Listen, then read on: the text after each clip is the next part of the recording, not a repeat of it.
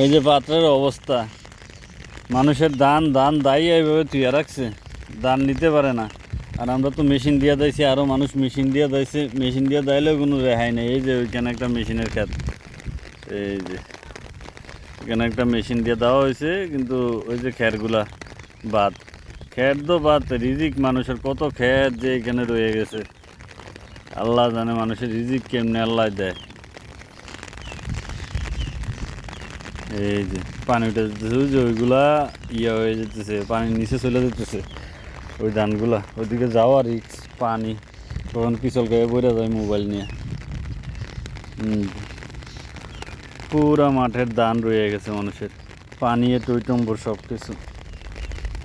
এই যে খালের মধ্যে পানি এসে পড়ছে, গাঙ্গের মধ্যে পানি এসে পড়ছে, গাং ফুল হয়ে গেছে।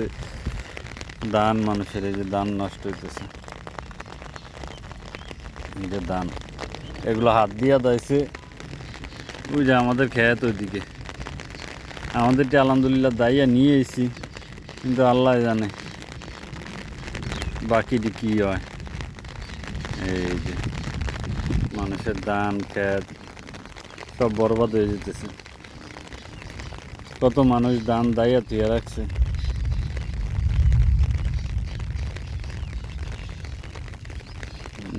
আমাদের ডিপ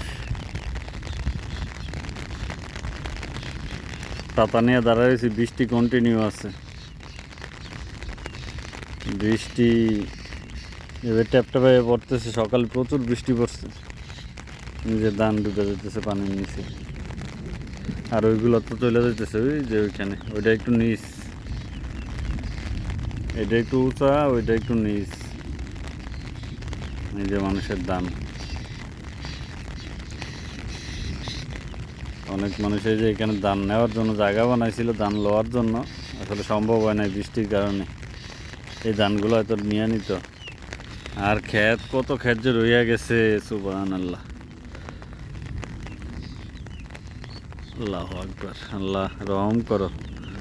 এখনো যদি সময় দেয় মানুষ ধানগুলো নিয়ে যেতে পারবে, এখনো যদি আল্লাহ যদি সময় দেয়।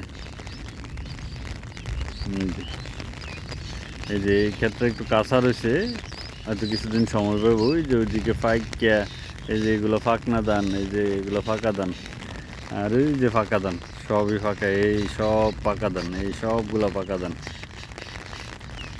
সবগুলো পাকা ধান, এই যে পাকা ধান নষ্ট হয়ে যাবে। বৃষ্টি যদি এভাবে কন্টিনিউ থাকে, এগুলো উঠার জন্য, পানি উঠার জন্য, ইন্ডিয়ার পানি নামে তো আমাদের এদিকে, ইন্ডিয়ার পানি নামে, এই জন্য এগুলো ডুবার জন্য হয়তো একদিনেরই ব্যাপার। একদিন যদি এরকম কন্টিনিউ থাকে, একটু বৃষ্টি যদি আরেকটু বাড়ে, তখনই এখানে পানি উঠে, এইখানেই হাঁটু সমান, হয়তো কোমর সমান পানি এসে পড়বো।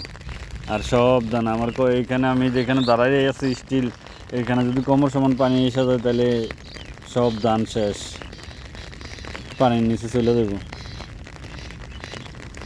একজন নিয়ে যেতেছে নৌকা দিয়া ধান। কিধারে লই আইছস? হ্যাঁ, আসেনি, কার দাওয়া ধান আসেনি? হ্যাঁ হ্যাঁ, এই রে,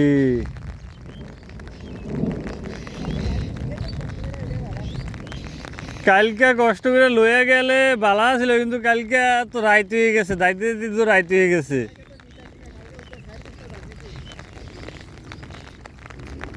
এটি কি ধান? আল্লাহ যদি রহম করে, এই ভিজা গেছে, এটাও সমস্যা হয়ে যাব। পানি ঢুকছে না, পানি না ঢুকলে, না ভিজলে যাও কিছুদিনই।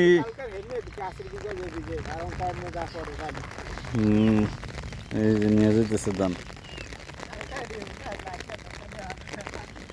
আল্লাহ জানে কি হয়। ওইদিকে মানুষ ধান দাইয়া ধুয়ে রাখছে, ওইগুলো রয়ে গেছে। এই যে একটু জুম দিয়ে দেখাই, এই যে এখানে ধানের বস্তা, এই যে এখানে দেখা যায় ধানের বস্তা, ওই যে ওইখানে ধানের বস্তা, এই যে এগুলো ধানের বস্তা, এই যে এগুলা ধানের বস্তা। মানুষের ক্ষেত, এই যে খের, মানুষের খের তো যাক সমস্যা নাই, লাকড়ি বা গরুরে খাওয়াইব, কিন্তু এইগুলা কি হইব, মানুষের ধানগুলা যেগুলা ক্ষেতের মধ্যে রয়েছে, এই যে ক্ষেতের মধ্যে রয়ে গেছে ধান, এইগুলা পানিতে যায় যায় অবস্থা, তলাইয়া যায় যায় অবস্থা পানিতে। আর কত মানুষের যে কত টন ধান যে নষ্ট হইব কে জানে, আল্লাহ জানে। আল্লাহ রহম করলেই চলে।